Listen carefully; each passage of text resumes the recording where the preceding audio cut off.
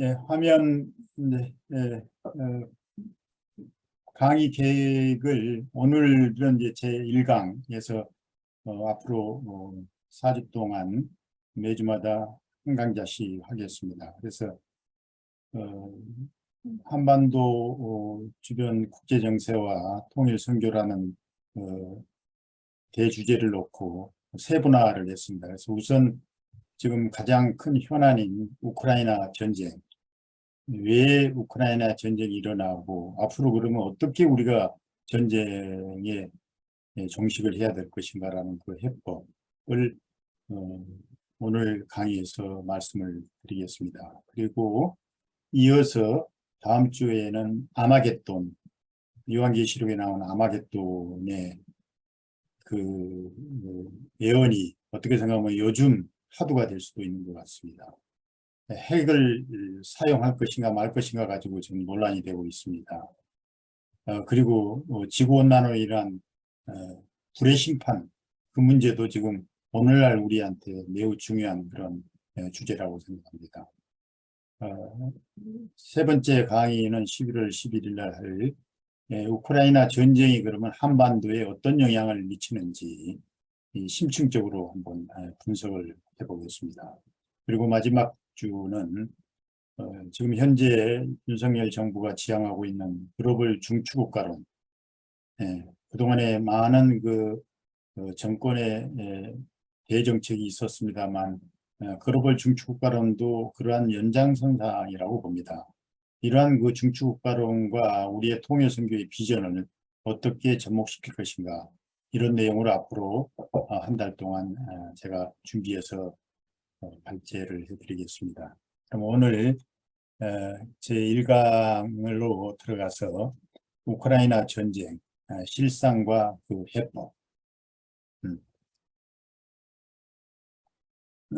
순서는 이 전쟁과 평화 선택하라. 두 번째가 우크라이나 전쟁의 배경, 과정, 성격, 전망, 해법, 이런 순으로 오늘 진행을 하겠습니다. 전쟁과 평화 선택하라. 여러분 여기 보시면 해바라기 밭입니다. 여기가 우크라이나 땅입니다. 우크라이나가 해바라기를 많이 재배를 하죠. 혹시 영화 이제 보셨는지 모르겠습니다만 해바라기라는 영화, 선플라워라는 영화가 시중에 상당히 인기리에 방영이 됐었습니다.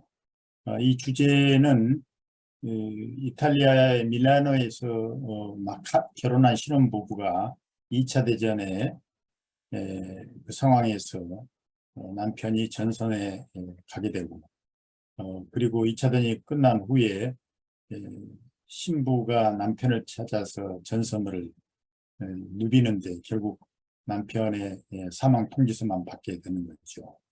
그 현장이 바로 지금 현재 우크라이나 땅, 이 해바라기 밭입니다. 그래서 영화 제목이 선플라워, 해바라기죠. 바로 여기에 지금 피비린 나는 전쟁이 지금 진행이 되고 있습니다. 예. 아무리 이 좋은 전쟁도 나쁜 평화보다는 못하다고 하죠. 나쁜 평화가 좋은 전쟁보다 낫다는 겁니다. 전쟁은 절대 있어서는 안 되는 거죠. 평화로울 때는 자식이 부모를 땅에 묻지만 이 전쟁이 일어나면 부모가 자식을 묻는다는 헤로도투스 정치학자의 얘기입니다. 여기 우리 이 부모님들 자식을 먼저 보내고 난 그 애통함을 가장 잘 표현하고 있는 모습입니다. 결코 죽은 자식을 가슴에 안고 있는 그 부모의 심정은 어떤 고통보다도 슬픔보다도 클 거라고 봅니다. 오늘 이와 관련해서 제가 성경 말씀을 한번 골라봤습니다. 누가복음 22장 42절에 보면 이 고난의 잔을 거두어 주십시오. 내 뜻대로 마시고 아버지 뜻대로 하십시오. 이 고난의 잔, 오늘 우크라이나 전쟁에서 고난의 잔은 피해 잔이라고도 할 수 있겠죠. 하나님의 간섭 없이는 저는 이 전쟁이 쉽게 끝나지 않으리라고 봅니다. 하나님만이 이 전쟁을 종식시킬 수 있을 거라고 봅니다. 또 하나의 말씀은 여호수아 24장부터 15절, 16절인데 너희가 섬길 자를 오늘 선택하라. 백성들은 결탄코 여호와를 버리고 다른 신들을 섬기지 않겠다고 맹세했다. 여호수아가 요단강을 건너 세겜 땅에서 백성들을 향해서 외치는 내용입니다. 오늘 선택하라. 전쟁이냐 평화냐 우상이냐 여호와냐. 전쟁은 우상이죠. 평화가 바로 여호와 하나님입니다. 우리가 뭘 선택해야 될 것은 너무 자명한 일이죠. 그래서 오늘 이제 제가 우크라이나 전쟁을 준비를 하면서 우리 한국 내에서뿐만 아니라 서방에서 나오는 언론 보도 보면 사실 이 서방 위주의 보도가 거의 95%입니다. 또 다른 당사자인 러시아의 입장을 서방 언론에 보도되는 거는 제가 보기에 한 5% 정도도 안 되는 것 같아요. 그래서 저는 가능하면 좀 균형 감각을 갖기 위해서 러시아 쪽 언론이나 기타 제3의 언론들을 많이 좀 참고를 해서 나름대로 객관성을 유지하려고 노력을 했습니다. 그 중에 하나 이제 주목이 되는 부분이 노엄 촘스키 이 교수죠. 지금 현재 연세가 94살입니다. 지금도 왕성하게 활동을 하고 계시죠. MIT 명예 교수로 계시고 세계적인 석학으로 이름이 나 있습니다. 인권과 평등과 반전과 평화주의자이죠.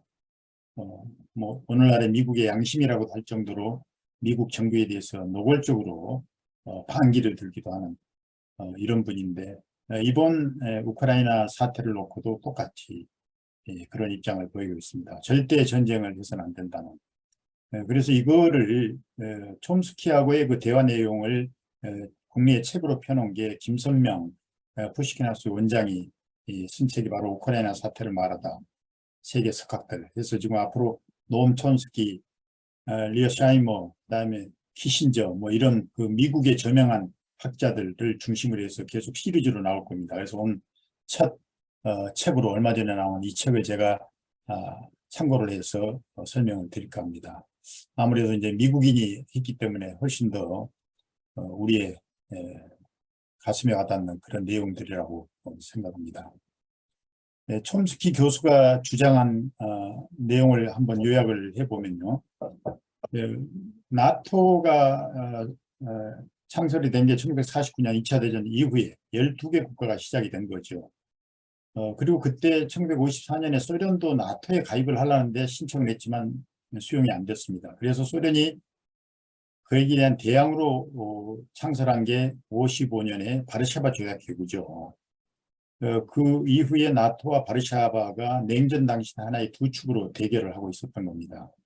그리고 1999년 2월 9일 역사적인 순간인데 고르바초프하고 미국의 베이커 국무장관이 회담을 합니다. 독일 통일 관련해서 1인치 회담이라고 그러죠. 이 1인치 회담은 의미는 뭐냐면 베이커 국무장관이 고르바초프 소련 대통령에게 동쪽으로 1인치도 가지 않겠다. 이거를 3번의 약속을 했습니다. 문서로는 안 남아 있었지만 구두로 한 그 역사적 자료들이 계속 남아 있는 거죠. 그리고 이제 9월 12일은 이프라스사 예무장관에서 독일 통일의 최종 조약을 체결하면서 다시 한번 소련의 안보 이익을 보호하는 그 내용을 명문화를 했었죠. 그리고 나서 이제 소련이 해체되고 나서 바르샤바 조약 기구도 해체를 했고, 그 뒤에 이제 옐친은 클린턴에게 나토를 가입하겠다는 의사를 표명을 하지만 수용이 안 됩니다. 현재 이제 나토의 가입국은 처음에 12개국에서 39개국으로 늘어난 거죠. 그러니까 구소련 당시의 나라들이 대부분 나토에 가입을 한 겁니다. 또 하나 우리가 주목돼야 될 것은 2008년 4월에 루마니아 부쿠레슈트에서 나토 정상 선언문을 여기서 작성을 하는데 이 선언문에 23조가 조지아하고 우크라이나가 나토에 가입하는 것을 환영하겠다는 그 내용을 선언문에 넣었습니다. 그때 러시아로서는 이제 더 이상 자시할 수 없다 해서 실전적 위협을 이제 느낀다고 하죠. 이게 바로 이제 전쟁의 불씨라고 보는 게 촘스키의 주장입니다. 우크라이나하고 조지아는 러시아로서는 이제 마지막 레드라인이라고 보는 거죠. 그리고 나서 2014년에 미국이 우크라이나에 나토를 가입하라는 그런 그 권유를 하고 또 유로마이단 쿠데타를 미국이 지원했다고 보는 게 촘스키의 주장입니다. 그 결과 러시아가 크림반도를 아주 전격 병합을 한 거죠. 그리고 이제 작년 2021년 11월에 미국과 우크라이나 간의 전략 파트너십 공동성명을 채택을 합니다. 이어서 이제 현장까지 제정을 하는 거죠. 그러니까 이제 러시아로서는 더 이상 이대로 방관할 수는 없다라는 그 입장을 택했다는 게 이제 촘스키의 주장입니다. 그러면 우크라이나 전쟁의 그 배경을 한번 촘스키 주장을 중심으로 해서 다시 한번 정리를 해보면, 우선 국제적 요인과 국내적 요인, 개인적 요인 이 세 차원에서 한번 분석을 해보겠습니다.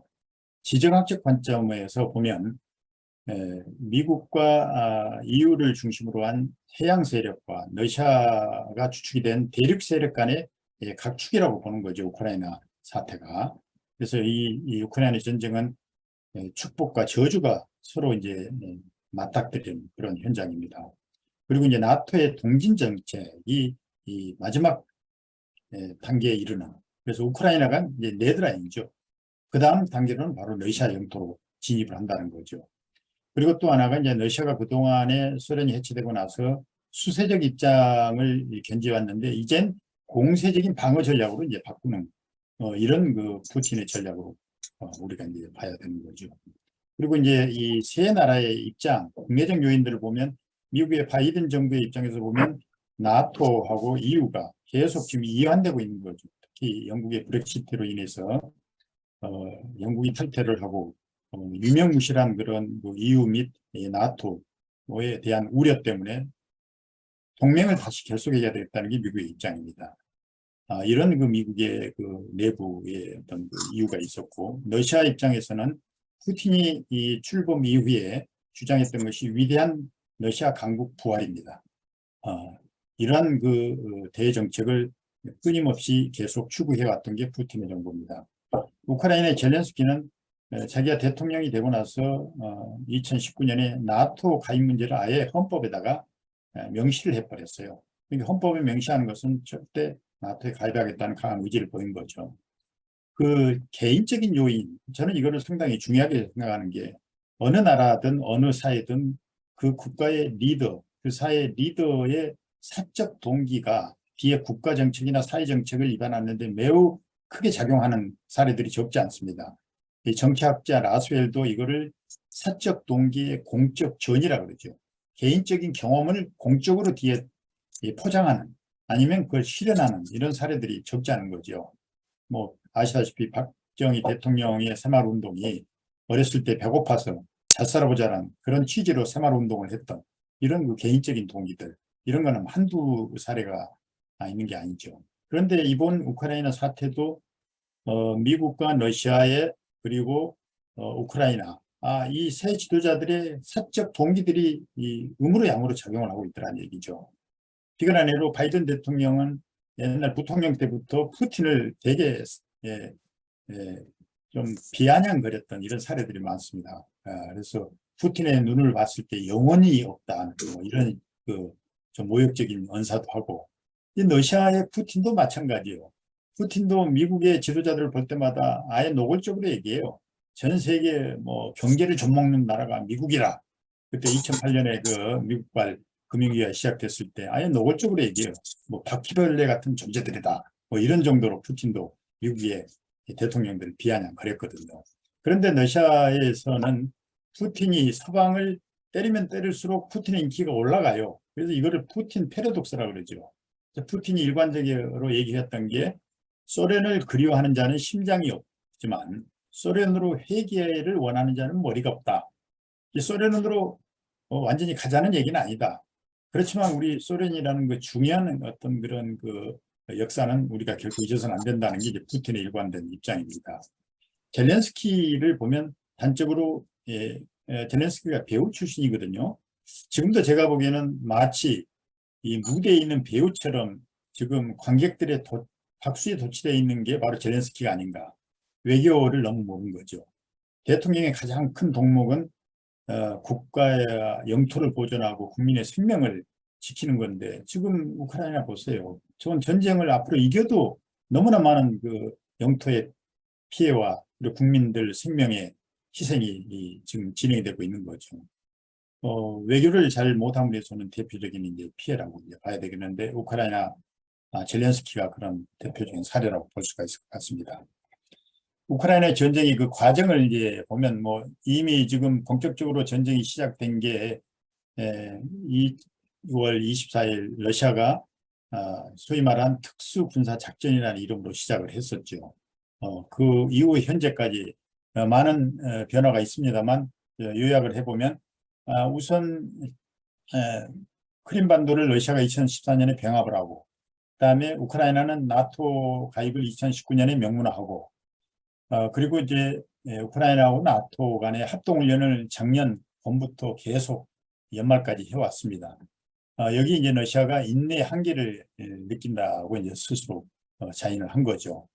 그래서 이제 결국 바이든 대통령이 러시아가 우크라이나에 침공할 것이라고 2월 16일 날짜까지 아주 지정을 했었죠. 이걸 기정사실화한 거죠.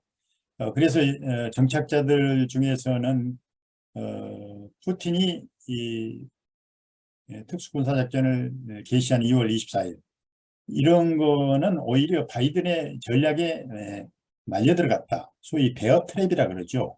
예, 그 덫에 걸렸다. 바이든이 푸틴이 군사작전을 하도록 유도했는데 거기에 걸려들었다는 얘기죠. 그래서 현재까지로는 바이든이나 푸틴이나 서로 사실은 의도대로 안 되고 있다는 게, 바이든이 생각하기에는 푸틴이 이 우크라이나 침공을 함으로 인해서 엄청난 그런 피해를 보고, 그리고 이제 경제적으로 어떻게 생각하면 폭망을 할 걸로 기대를 했는데 현재까지는 지금 안 되고 있는 거죠. 그 이유 중에 하나가 푸틴도 그동안에 이런 상황에 대한 대비를 했다는 얘기죠. 그래서 비근한 예로 바이든이 이 베어 트랩을 설치했고, 푸틴이 그 베어 트랩에 들어갔는데 베어가 곰이 워낙 힘이 세서 그걸 틀을 깨고 나온 거죠, 트랩을. 그래서 지금 좌충우돌을 하고 있다. 이렇게 보는 게 지금 현재 상황을 말할 수 있는 거라고 봅니다. 일단 이제 국제사회의 그 여론을 한번 보면 지금 여론전이 지금 시작이 되고 있거든요. 우리 서방에서 보면 이제 모든 서방이 이 러시아에 반대하는 걸로 이렇게 이제 언론에서는 다 보도가 되고 있고, 미국 입장에서는 당연히 그러겠죠. 그러나 냉정하게 이제 분석을 해보면 반드시 그런 구도는 아니란 얘기예요. 예를 들어서 지금 전 세계 195개국 유엔 가입을 기준으로 해서요. 그 195개국 중에 러시아가 대우크라이나 전쟁을 선포했을 때 유엔에서 러시아를 비난하는 성명서 채택에 동참했던 나라가 141개국이죠. 그리고 나서 대러시아 경제 제재를 시작을 하면서 거기에 동참하는 나라는 48개국으로 줄어든 거죠. 또 그리고 나서 우크라이나에 무기를 지원하라고, 아니면 팔거나 직접이든 간접이든 하라고 미국이 주도를 했는데 실제 거기에 동참한 나라는 31개. 그러니까 전 세계 195개 중에 실질적으로 우크라이나 전쟁에서 우크라이나 쪽을 지지하는 나라는 31개 정도 현실적으로요. 라고 보는 것도 전혀 다른 분석은 아니라는 거죠. 그렇지만 여기서 우리가 또 간과해서는 안 될 부분이, 인구 대 비율로 본다면 오히려 러시아 측에 서 있는 국가의 인구수가 적지 않다는 얘기죠. 비근한 예로 지금 중국과 인도만 해도 전 세계 인구의 지금 반을 차지하고 있잖아요. 거기에 브라질도 사실은 지금 러시아 편 내지 중립을 다 지키고 있거든요. 중동도 많이 그렇고요. 그래서 실질적으로 노골적으로 우크라이나에 반대하고 있는 나라는 러시아, 북한, 이란, 거기에 또 중국도 사실은 겉으로는 아니지만 상당히 지금 러시아하고 공조를 하고 있는 거죠. 소위 말한 이 러시아, 중국, 북한, 이란은 미국이 적으로 안보상으로 규정한 나라들입니다. 사실 연대를 하고 있는 거죠. 그래서 중국 외교부의 대변인도 전쟁이 시작되자마자 중국과 러시아 협력에는 상한선이 없고 우리의 평화 정치에도 상한선이 없다, 이런 발표를 했던 거죠. 그리고 기타 이제 중립을 지키고 있는 인도, 중앙아, 중동, 아프리카, 정치적으로는 우크라이나 편이지만 이쪽 경제적으로는 오히려 중립을 지키고 있는 거죠. 왜 그러냐? 당장 먹고 사는 게 힘들어지는 거죠. 그래서 러시아가 가장 많은 자원을 가지고 있는데 채찍이 한 번 하면 감기 이상의 폐렴이 걸린다는 거죠. 이거를 이제 우려하고 있는 거죠. EU도 마찬가지예요. EU도 지금 상당히 지금 외형적으로는 우크라이나를 지원한 걸로 이렇게 얘기를 하고 있지만 내면적으로는 고민들이 많은 나라들이에요. 지금 그런 상황에 처해 있는 겁니다. 그래서 지금 현재 전황을 보면 이 분홍색 지역들이 다 러시아가 지금 점령한 나라들이고 이미 이 헌법으로 이 4개의 공화국과 협약을 체결했고 러시아 영토로 편입을 했습니다. 이게 도네스크, 루안스키하고 도네스크, 자포리자, 헤르손 일대, 크림반도는 2014년에 이미 했고 이 땅이 이미 이제 러시아 땅이 된 거죠. 이 전체 크림반도까지 하면 우크라이나 면적의 한 20%를 차지하고 있습니다. 그러나 실질적으로 이 지역의 경제적이나 안보적 가치로 본다면 나머지 우크라이나 이 지역의 80%하고 20%하고 거의 비중이 비슷하다고 봐야 될 겁니다. 왜냐하면 이쪽 러시아가 점령한 4개 지역은 자원의 보고고 그리고 또 거기 중공업 시설들이 집중적으로 거기 많이 소금제되어 있고 또 크림반도를 중심으로 흑의 연안은 군사안보적으로 요충지입니다. 그런 면에서 제가 보기에는 러시아는 피는 흘렸지만 희생도 있었지만 자기들이 원하는 최소한은 어느 정도 했다고 저는 이제 판단을 하고 있는데 그래서 지금이라도 빨리 전쟁을 멈추고 싶어 할 겁니다. 더 이상 계속 전쟁이 지속되는 것은 러시아 입장에서 바람직하지 않다고 보는 것 같아요. 그렇지만 이제 전쟁은 뭐 상대편이 있기 때문에 쉽게 중단이 안 되고 있는 현실이죠. 최근에 와서 이제 가장 우리가 주목을 해봐야 될 사건 하나가 우크라이나가 러시아의 크림반도, 이게 크림반도하고 러시아 본토를 연결하는 케르치 이 해협의 케르치 해협 대교, 크림대교라고 그러죠. 이게 19km인데 이거를 이제 폭파를 했잖아요. 이거는 러시아의 자존심이고 푸틴의 자존심이라고까지 얘기해요. 이게 폭파 현장이 보이죠. 이게 여기 불타고 있는 거. 무려 40억 달러를 들여서 했는데 이게 러시아 입장에서는 러시아 본토의 땅이 어머니 땅이라면 우크라이나 크림반도가 이제 어머니하고 연결되는 그런 상징적인 결혼 반지로까지 얘기를 하는데 이거를 우크라이나에서 폭격을 한 거죠. 그러니까 이제 푸틴이나 러시아 입장에서는 더 이상 우리는 자시할 수 없다 해가지고 그때부터 전 우크라이나 지역에 미사일을 발사합니다. 이게 키예프에 삼성 건물이 있는 지역까지 지금 미사일이 떨어진 거죠. 이쪽 건물들이 다 지금 유리창이 파괴된 거고 이렇게 불타고 있는 거죠. 지금 현재까지도 계속 그 진행 상태에 있습니다. 지금 상황에서는 지금 뭐 핵 무기를 쓴다. 뭐 러시아에 있어서는 전술핵을 쓰겠다는 그런 얘기가 나오고 우크라이나 입장에서는 지금 더티bom을 지금 쓸 거라고 러시아가 자꾸 지금 주장을 하고 있는 거죠. 그래서 세계 지금 위기의 순간까지 지금 와 있다고 봐야 될 것 같습니다. 우크라이나 전쟁의 그러면 성격을 우리가 좀 더 객관적으로 규명을 해보면 먼저 우크라이나 전쟁은 우크라이나하고 러시아의 전쟁이 아니라 미국과 러시아의 대리전이라고 봐야 될 것입니다.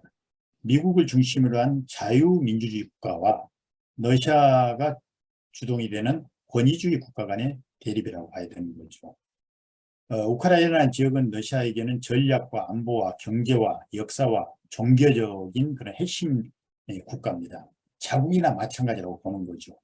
미국의 입장에서는 러시아가 지금 다시 제국으로 부활하는 이런 과정이라고 보는데 그 급소가 바로 우크라이나라는 거죠.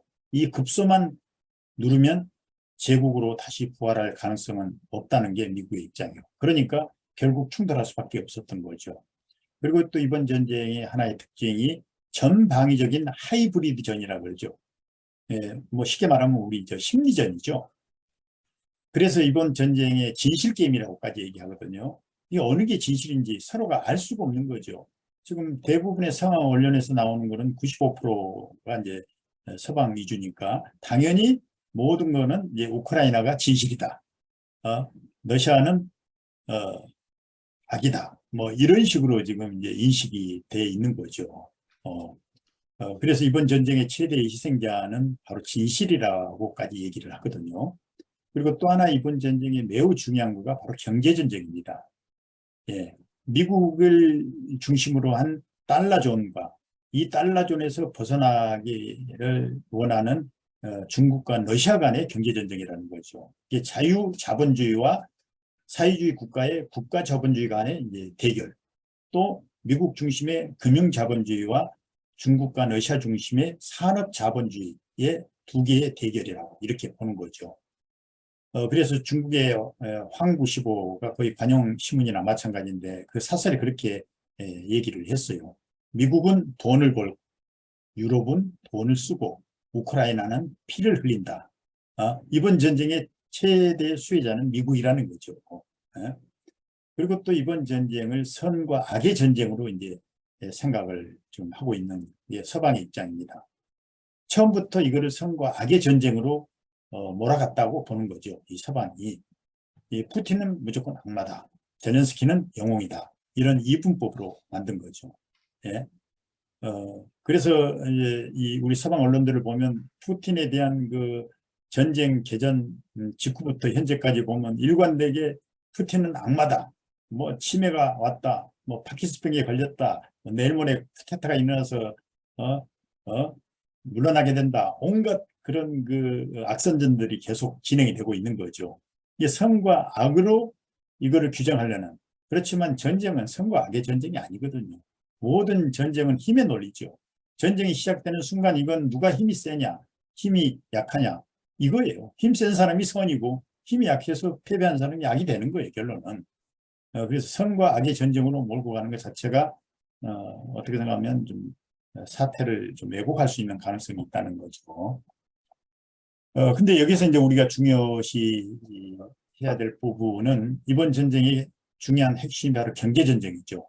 경제전쟁 중에 에너지전쟁으로 이제 비화되고 있는 거죠. 이미 이제 겨울로 접어들고 있습니다. 그래서, 서방이 지금 러시아 제재를 무려 4차례에 걸쳐서 말 그대로 지옥 같은 제재라고 그러죠. 지옥. 그 정도면 옛날 같으면 러시아가 완전히 폭망을 해야 되는데 아직도 버티고 있거든요. 그리고 러시아는 이번 겨울을 계기로 해서 승기를 잡겠다. 에너지를 공급을 안 함으로 인해서 추위에 견디지 못하게 유럽이 이런 식으로 지금 구도를 하고 있는 제재와 추위 간의 치권 게임이 이미 시작이 된 거죠. 예. 그래서 이제 우리가 몇 가지 중요한 그 포인트를 보면 G7에서 러시아 원유 가스 상한제를 9월 2일 날 도입합니다. 한국도 거기에 지지 입장을 표명했는데 근데 정작 EU 입장에서는 찬성한 나라는 몇 나라 안 돼요. 발틱 3국 조그마한 나라들 3나라 별로 영향력이 없죠. 근데 반대하는 나라들은 노골적으로 반대하는 헝가리, 슬로바키아, 오스트리아 같은 데는 노골적으로 반대를 하죠. 그리고 독일이나 프랑스 같은 데는 지금 뭐 이러지도 못하고 저러지도 못하고 관망하는 입장이에요. 그러니까 실질적으로 G7이 원유가스 상한제를 도입을 했는데 실효성이 지금 의문시 되는 거죠. 여기 결정타를 둔 게 오페크 플러스가 이제 러시아죠. 오페크가 최소한 그런 G7의 결정에 어느 정도 동조를 할 줄 알았더니 동조를 하기는 그냥 오히려 정반대로 간 거죠. 원유 10월 초부터 원유 일일 생산량을 200만 배럴로 감산을 해버린 거죠. 감산을 하면 어떻게 됩니까? 원유가 폭등할 수밖에 없죠. 이 결정이 나자마자 텍사스 원유가 선물거래 1개월 앞둔 선물거래가 무려 뭐 $20가 뛰어버린 거죠. 그래서 지금 서방 G7인도 여기에 대한 응징을 하겠다고 하는데 마땅한 대안이 지금 현재로서는 없는 걸로 알고 있어요. 오페크 플러스도 만약 이런 식으로 한다면 원유를 배럴당 300불까지 올라가겠다. 뭐 이런 식으로까지 지금 서로 치열한 대결 국면으로 가고 있는 거죠. 그리고 또 러시아는 러시아대로 유럽에는 가스관을 아예 다 패스를 해버린 거죠. 그리고 이 가스 상한제에 동참한 나라에 대해서는 수출을 중단하겠다고 아예 했고 그러면서 푸틴이 하는 얘기가 아주 G7이 결정한 이 내용이 매우 굉장히 멍청한 결정이다. 두고 봐라. 역대 대전에서 러시아가 이겼던 게 뭐냐? 동장군 때문에 이긴 게 아니야. 동사할 거라고 그러죠.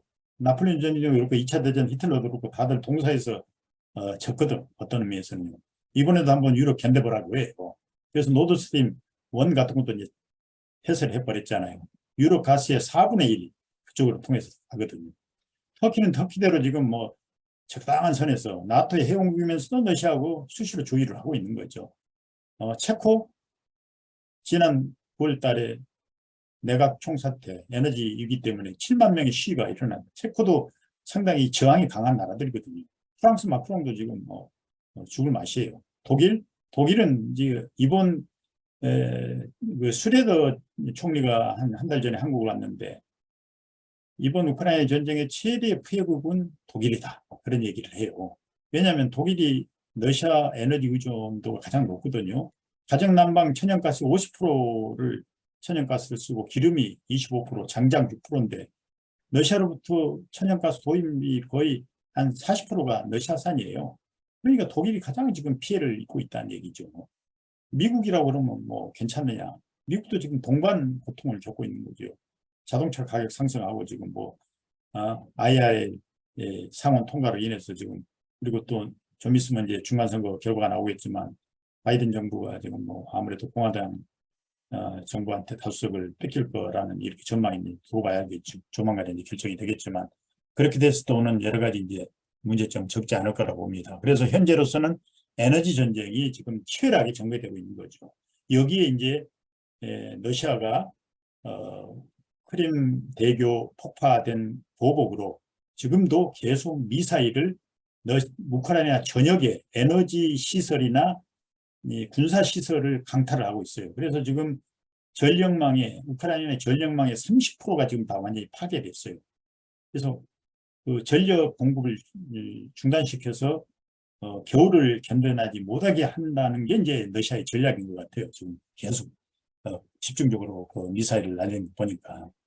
그럼 앞으로 우크라이나 전쟁의 전망은 어떻게 될 것인가를 한번 보면 단기적 관점과 중장기적 그리고 장기적 관점으로 볼 수가 있는데 일단은 이제 손익평가를 단기적으로 한번 해볼 필요가 있을 것 같습니다. 근데 우리가 여기서 중요하게 생각해야 될 것은 침략국이 러시아로서 이거는 결코 용서할 수 없는 거죠. 침략한 나라로서.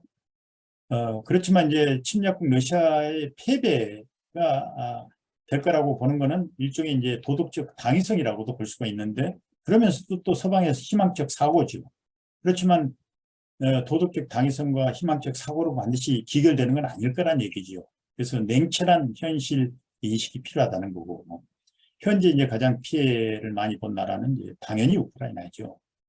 해외 난민이 1천만 명 이상이었는데 지금 현재로서는 620만 명이 귀국을 했어요. 그리고 430만 명이 유럽에 잔류하고 있는데 620만 명 중에 다시 또 해외로 또 최근에 또 나가는 인원이 늘고 있다 그러거든요.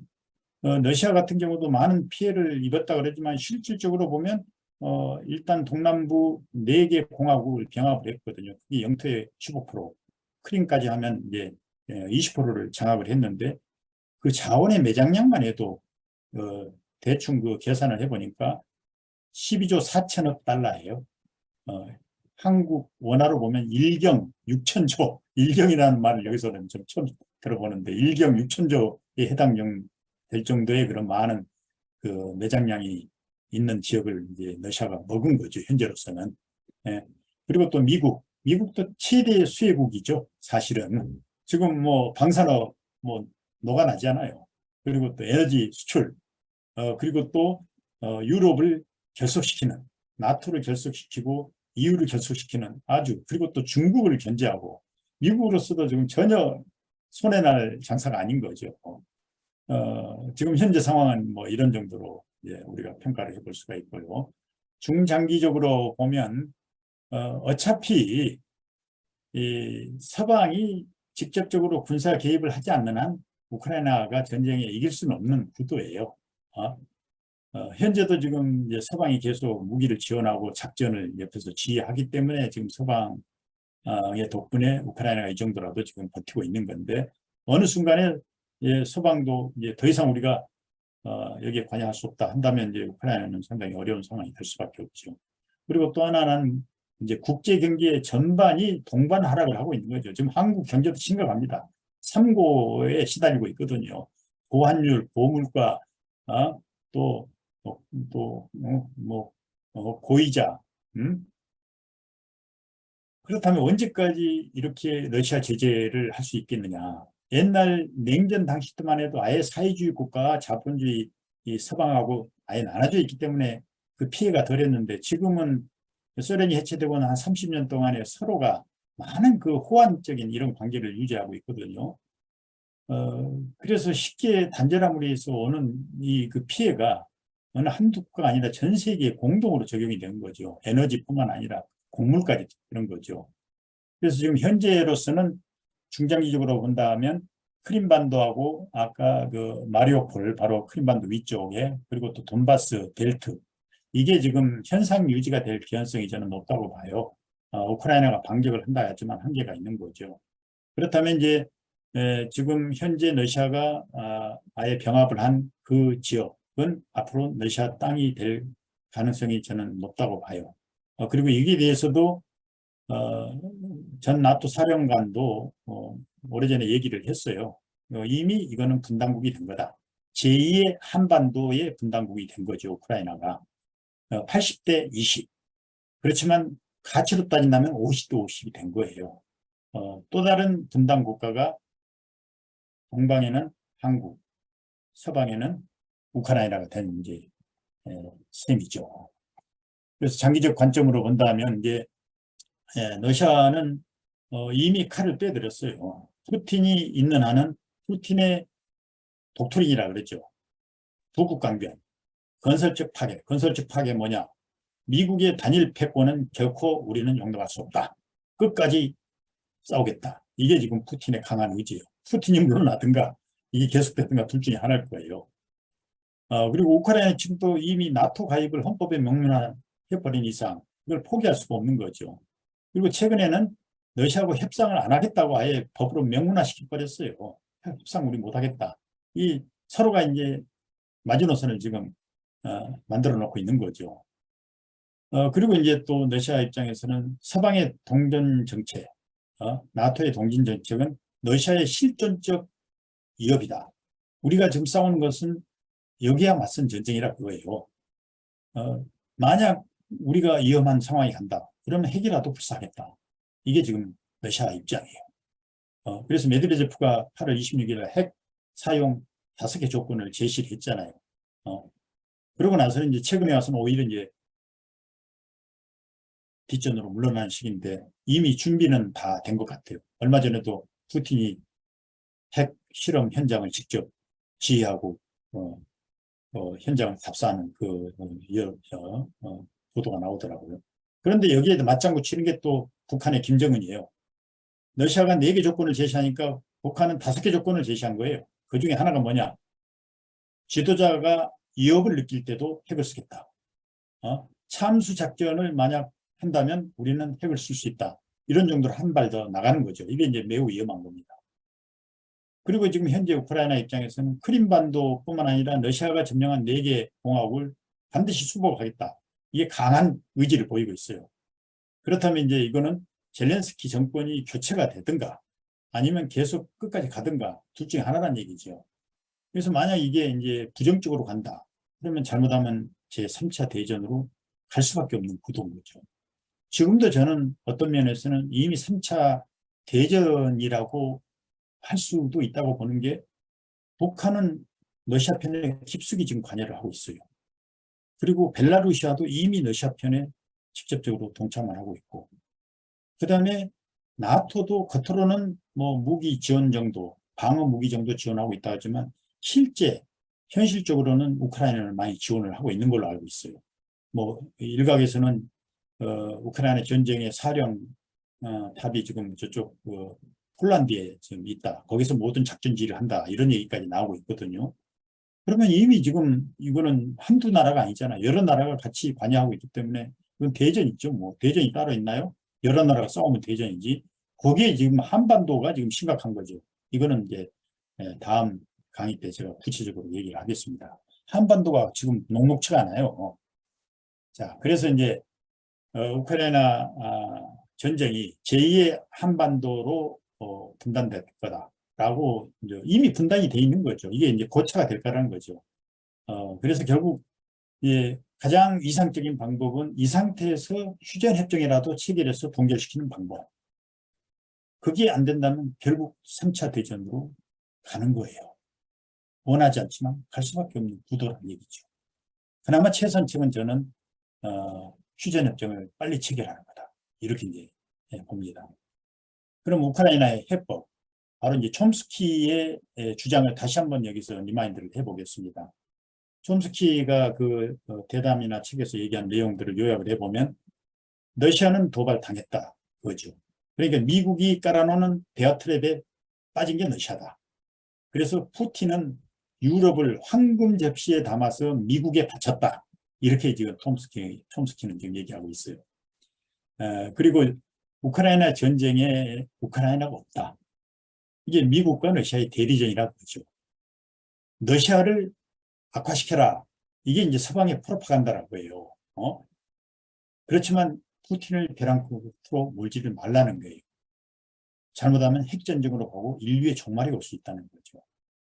그리고 또 하나는 촘스키가 주장한 건 대러시아 경제제는 이미 실패했다. 그래서 현 단계에서 평화를 위한 최선책은 외교 협상밖에 없다. 그렇다고 해서 러시아하고 우크라이나 간의 단독 협상 타결은 불가능하다. 강대국이 당연히 참여해야 한다. 이런 입장이고, 그러면 우크라이나 전쟁의 종식의 방법은 뭐냐? 그래서 촘스키가 얘기하는 게, 야, 우크라이나 무기 공급을 중단해라, 서방이. 결국 이거는 산소호흡기를 꽂고 계속 환자를, 어차피 죽을 환자인데 연명시키는 것밖에 안 된다. 이런 의미죠. 그리고 우크라이나를 중립국화 해라. 그리고 지금 돈바스 지역, 그 4개 공화국이죠. 근데 이거는 이제 러시아가 공식적으로 병합하기 전에 했던 얘기인데, 이 국제 감시하에 선거를 해서 주민들의 의향에 맡기라고 했는데, 러시아가 뭐 주도적으로 주민투표 해가지고 병합을 해버렸잖아요. 그러니까 이거는 뭐 어떻게 될지 두고 봐야 될 것 같고. 그리고 크림반도 문제는 지금 논의하지 마자. 다음에 논의하자. 이게 현상 동결로 이제 가자는 얘기겠죠. 그리고 이제 일관되게 촘스키가 주장해온 게 군사 동맹 없는 유럽 공동체를 만들어야 된다. 근데 이거는 고르바초프가 옛날 1990년 통독을 허용을 할 때 했던 유럽 공동의 집을 만들자. 이거하고 이 맥을 같이 하고 있는 거죠. 군사 동맹이 있는 한 계속 갈등은 지속될 수밖에 없다는 거죠. 그래서 현재로 보면 이제 유럽의 이제 중재 역할의 기미가 좀 보입니다. 마크롱이 가장 적극적으로 나서는데, 이제 폴란드도 마찬가지고, 저 폴란드가 아니라 터키도 적극적으로 나서는데, 마크롱이 상당히 더 의욕적으로 좀 하고 있는 것 같아요.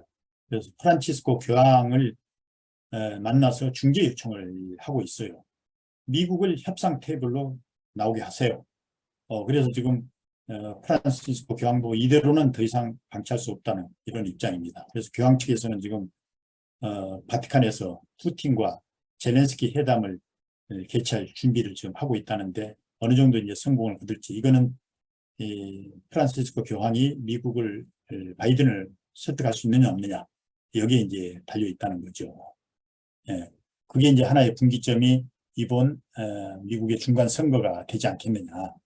여하튼 연말이 가기 전에 뭔가 타결을 봐야 되겠다는 게 이제 이 교황 측의 입장인 것 같아요. 그래서 이제 결론은 이번 우크라이나 전쟁은 푸틴과 바이든이 손을 잡는 거죠. 손을 잡으면, 지금 이게 오스트리아에서 누 화가가 벽보에다가 그려놓은 건데, 우크라이나와 러시아군이 서로 호응하고 화합하는 모양인데, 여기에 대해서 우크라이나 측에서 엄청 항의를 했었죠. 무슨 말이냐, 우리가 왜 러시아 침략자들하고 포옹을 하느냐. 그렇지만 결국 살 수 있는 거는 저는 포옹하는 것밖에 없다고 봅니다. 우리 성경 말씀으로 돌아와서 이 돌이 증거가 되리라. 아까 여호수아 24장에서 얘기했던 너희가 섬길 자를 오늘 선택하라 했습니다. 여호수아가 이제 가나안 땅으로 들어가서 백성들이 여전히 그 우상을 섬기려고 하니까 여기서 선택하라. 우상을 섬길 것이냐 아니면 여호와를 섬길 것인가 선택하라. 그래서 결국 이제 여호와를 선택하겠다고 해서 율례와 법도를 제정했고 율법책에 기록을 했고 그리고 마지막에는 돌기둥을 세워서 그 언약을 한 걸로 이제 나와 있지 않습니까?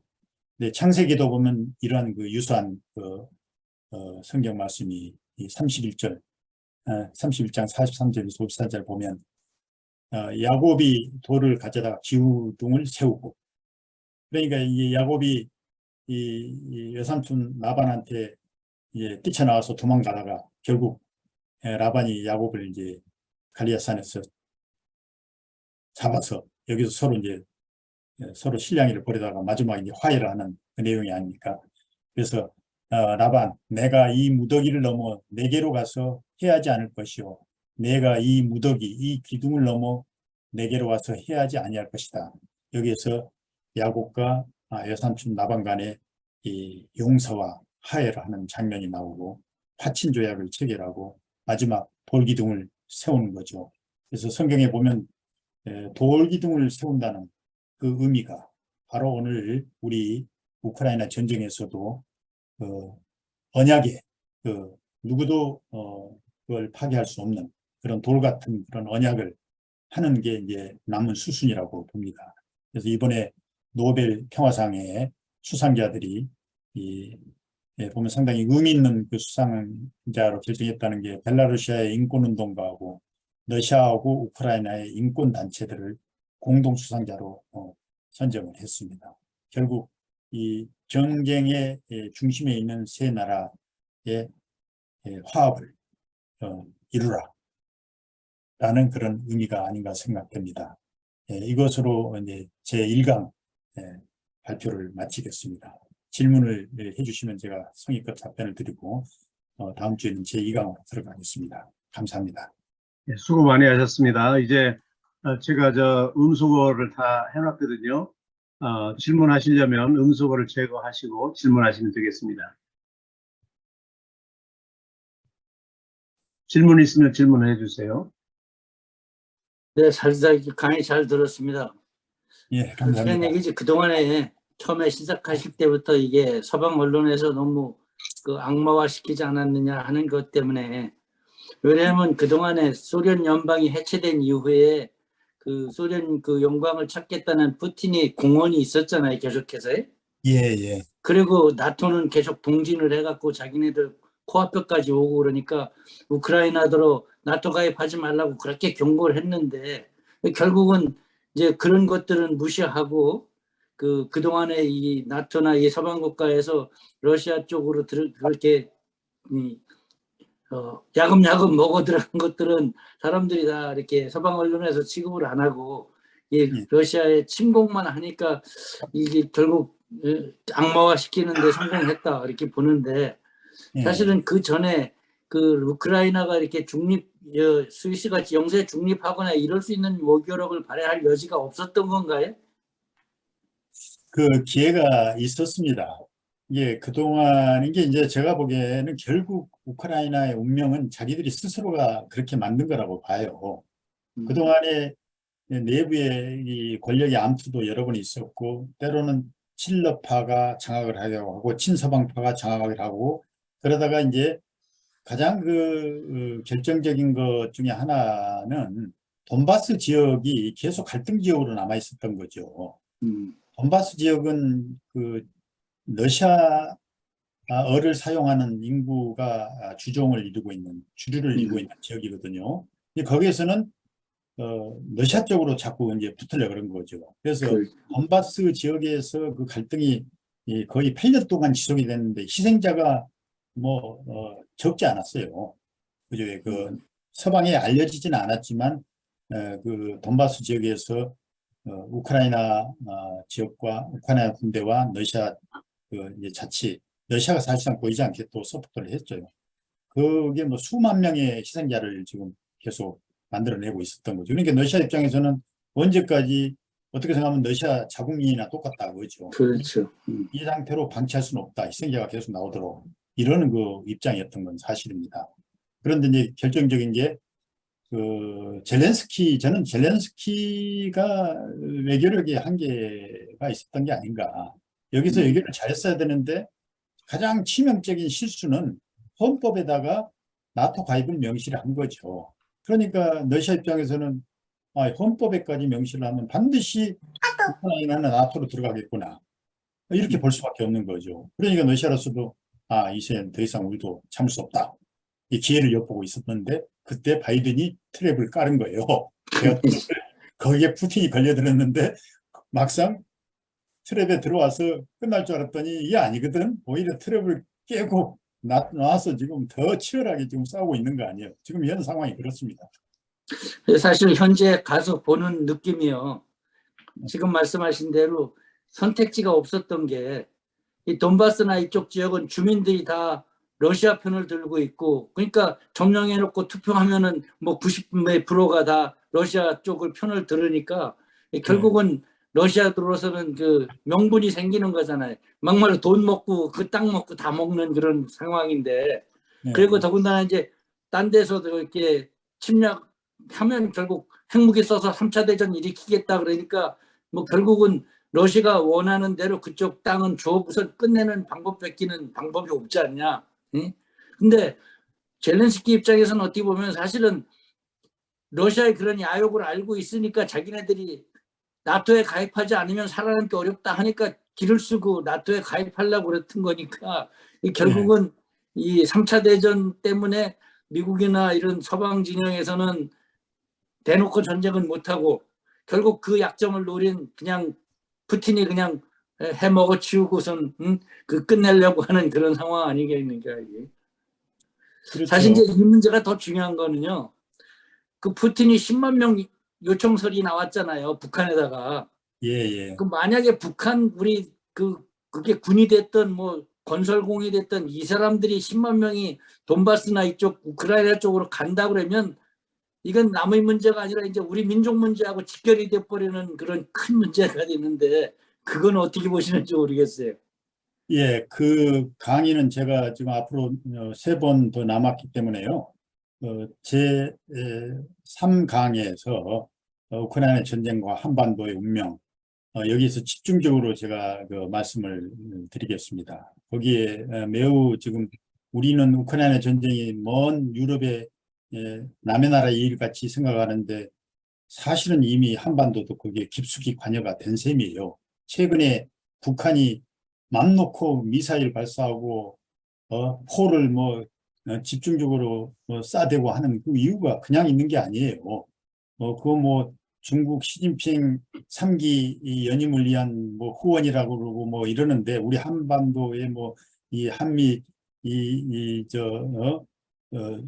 군사훈련에 대한 맞대응이라는데 저는 그것보다도 우크라이나 전쟁을 놓고 러시아하고 북한이 서로 연대를 하는 걸로 저는 이렇게 평가를 하고 있습니다. 그러다 보니까 이게 어떤 면에서는 북한은 든든한 러시아하고 중국의 백을 등에 업고 지금 하고 싶은 대로 좀 하는 거예요. 그리고 오히려 일종의 도발을 유도를 한다 그럴까? 어떤 면에서 한국이나 미국이 거기에 좀 더 군사적으로 노골적으로 대응을 해왔다 했을 때 오는 거는 오히려 명분을 줄 수 있는 이런 저는 가능성도 있다고 봐요. 그래서 매우 지금 상황이 위태롭다고 저는 이제 보고 있는 입장입니다. 그거는 저 구체적으로 제 3강에서 제가 말씀을 드리겠습니다. 예, 기대가 됩니다. 기대하십시오. 예. 아니, 저 질문이 있는데요. 바이든이 무슨 트랩을 깔았다고 그러는데 어떤 트랩을 깔은 거예요? 그러니까 바이든이? 그러니까 이제 일단은 이제 바이든의 입장에서는 러시아가 우크라이나 전쟁에 개입을 함으로 인해서 많은 희생이 따를 걸로 본 거죠. 그러니까 아까 제가 잠깐 설명을 드렸지만 미국의 입장에서는 첫 번째가 러시아가 제국으로 이렇게 부활하는 거를 이젠 막아야 되는데 그 급소가 우크라이나 땅이라고 하죠. 여기에서 막지 못하면 앞으로 러시아가 계속 더 국제 무대에 목소리를 낼 거다. 이거 하나고, 또 하나가 이제 미국의 입장에서 본다면 EU가 영국의 탈퇴로 인해서 이완되고, 나토도 사실은 그동안에 결속력이 많이 이완이 됐거든요. 이거를 뭔가 다시 재결합을 시키는 특단의 카드가 필요하다. 이런 그 나름대로 전략적인 구상을 했을 거라고 저는 이제 보고 있고, 그 부분에 대해서도 촘스키도 지적을 하는 거죠. 똑같이. 예. 그런 찰나에 또 중국과 EU하고 관계가 매우 경제적으로 밀접해 가고 있는 거죠. 이것도 차단을 해야 되는 게 제가 보기엔 미국의 전략상의 입장이 아닌가 생각이 됩니다. 그럴 때 이제 푸틴이 우크라이나를 공격함으로 인해서 서방이 다시 연대할 수 있는 이제 그런 계기가 되고, 또 특히 경제적인 그 제재를 가했을 때 오는 그 러시아의 한계, 이런 거를 사실은 너무 과소평가했다고 봐요. 제1차 지옥 같은 제재를 가했을 때 처음에 루블화가 반토막이 났잖아요. 1달러에 75루블이 140루블까지 뛰었거든요. 그러던 게 어느 순간에 75불이 아니라 60불대로 다시 환원을 한 거죠. 그러니까 이건 제재 효과가 없어져 버린 거죠. 환율이 그 국제 경제에서 그 중요한 그 평가의 기준 아니에요. 그래서 오히려 지금 서방에서도 야, 도대체 러시아가 어떻게 저걸 환율을 방어를 하느냐. 아니 디폴트까지 선언을 했는데도, 그게 이제 제1차 제재, 2차, 3차, 최근에 4차까지 했는데도 사실은 아직 러시아가 무릎을 꿇지 않고 있거든요. 여기에 이제 전략적인 한계가 있지 않았느냐, 미국의 입장에서는. 그러니까 미국도 전략적인 미스를 지금 범했다고 저는 봐요. 그리고 푸틴도 처음에는 우크라이나 저거 한 며칠 안에 키예프까지 먹어버리고 꼼짝 못하게 해서 칠러 정권 세우면 되겠다고 했는데 막상 보니까 아니잖아요. 자기들도 이렇게 장기화될 거라고는 예상을 못했던 것 같아요. 이런 그 요인들이 이제 서로 예상치 않는. 바이든은 대화 트랩을 설치해서 푸틴이 거기에 딱 갇히는 순간 이제 꼼짝 못할 걸로 생각했는데 아니고, 푸틴도 뛰쳐나와서 이제 한번 휘졌으면 될 줄 알았더니 아직도 지금 우크라이나를 완전히 북속을 못 시키고 있고, 이런 그 어정쩡한 이제 상황이 된 거죠. 제가 이해를 잘 못하는 게, 예. 푸틴이 어떤 트랩을 깔아놨기 때문에 러시아가 이제 우크라이나를 공격한 것처럼 그렇게 들었거든요. 그러니까 그게 뭔지, 그러니까 정확하게 어떻게 러시아로 하여금 전쟁을 시작하게 한 뭐가 있었는지. 그래요. 그에 대해서 제가 좀 더 구체적으로 말씀을 드리자면, 이게 첫째 이제 바이든 정부가 들어서면서 젤렌스키에 대해서 많은 지원을 하죠. 그리고 특히 바이든의 또 차남이 우크라이나에서 사업을 크게 하잖아요. 아마 이제 그런 그 개인적인 연도 있는 걸로 저는 알고 있어요. 그리고 이제 2021년 작년부터 집중적으로 미국과 우크라이나 간의 군사 연대를 강화를 하는 거죠.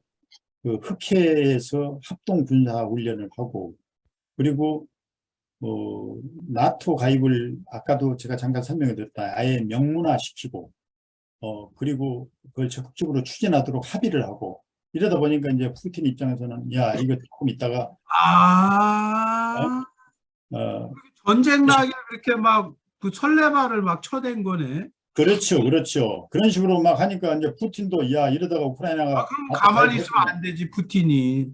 우크라이나가 가입을 해버리면 완전히 친미화가 완전히 돼버리면 되죠.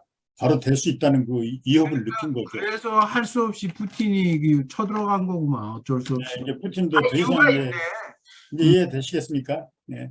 아니 그렇게 얘기하는 사람은 처음 본 것 같아요, 제가. 그러니까 그동안에 서방 언론만 듣다 보니까 그런 거 아니에요? 아니 맨날 뉴스를 읽어보면은 네, 푸틴이 이제 독재자고 악마화돼 있어가지고, 예, 이 여기서 영어로 된 그 영국이나 뭐 뉴욕 타임즈 뭐 이런 거 보면은 그냥 가만히 있는데 확 쳐들어간 것처럼 막 나쁜 놈이다 뭐 이런 식으로 항상 돼 있어요. 그러니까 얘기하 이런 전쟁을 하이브리드 전쟁이라고 하는 게 이 심리전이죠. 선과 악으로 전쟁을 규정을 하고 무조건 네. 나쁜 놈 그런데 이 이런 식으로 이제 언론이 완전히 이상하더라고. 나는 우리 언론이 좌파인 줄 알았더니 극우야, 미국 언론은 완전히. 그래가지고 그렇게 맨날 얘기하고 그러니까 그런 미국에 가지고 있는 그런 뭐 트랩이라든가 이런 얘기는 하여튼 처음 들어보는 것 같아요. 참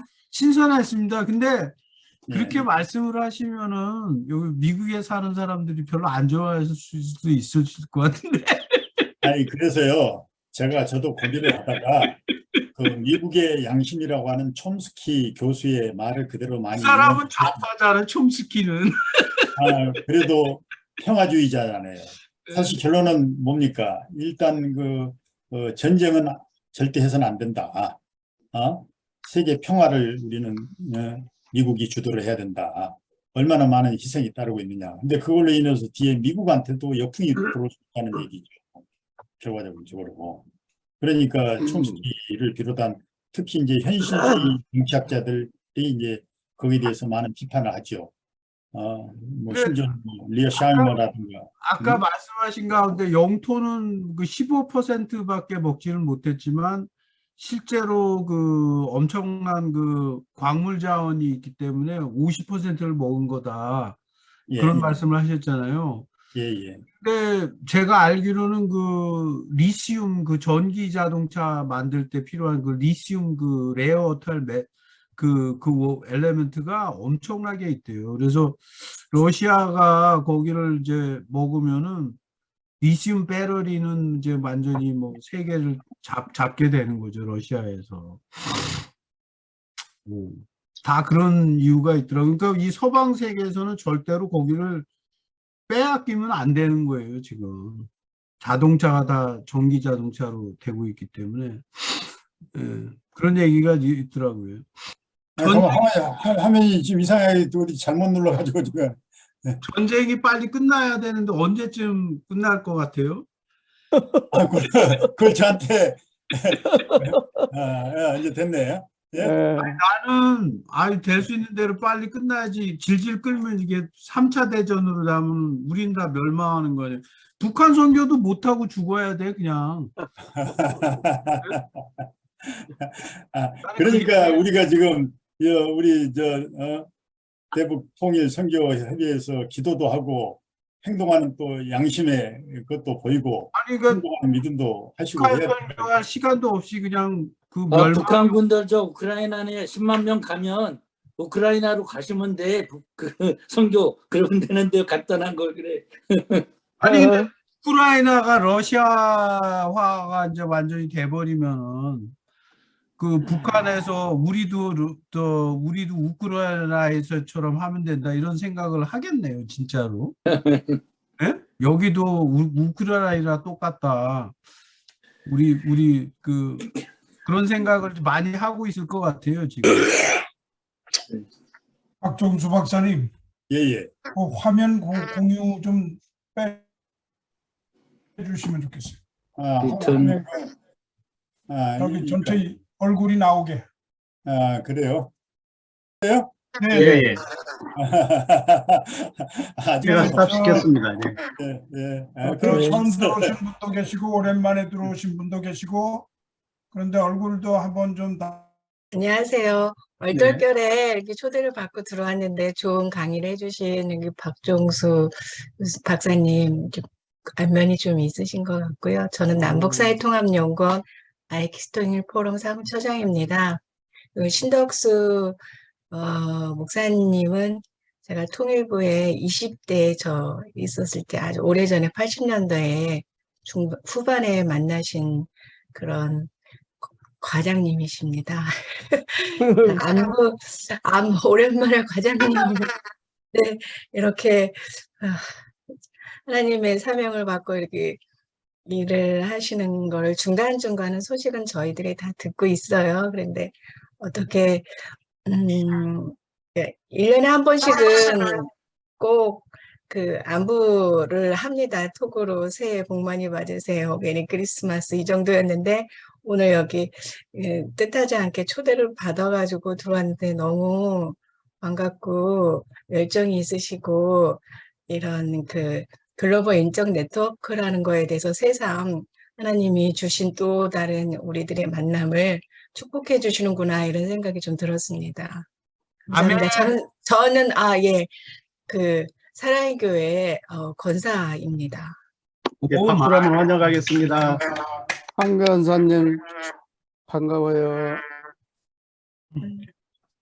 예, 지난번에 유흥열 목사님 그 강의하신 그 그 사무총장님이시네요, 보니까. 네, 오셔가지고, 그 인터뷰 하시고, 이렇게 인사 말씀 보내주시더라고요. 저는 지금 사례교회에서 복음통일 아카데미를 1년 과정 25학점짜리 지금 듣고 있거든요. 이제 3주 남았습니다. 마치려면. 거기서 어제가 아니라 지난번에 류용렬 목사님께서, 미주, 그 이민 디아스포라와 통일에 대해서 강의를 하셨을 때 몇 개 기관을 이렇게 소개를 해주시더라고요. 북한 사역에 대해서 이렇게 열심히 사역하고 계시는 그 기관에 대해서요. 그 중에서 이제 신덕수 이사장님이 나와가 너무 반가워가지고 제가 톡으로 문자를 보내드렸었습니다. 사진 몇 컷 하고. 그래서 지금 여기 오게 된 그 계기가 복음통일 아카데미에서 북한 선교회 소개를 하면서부터 이렇게 되었습니다.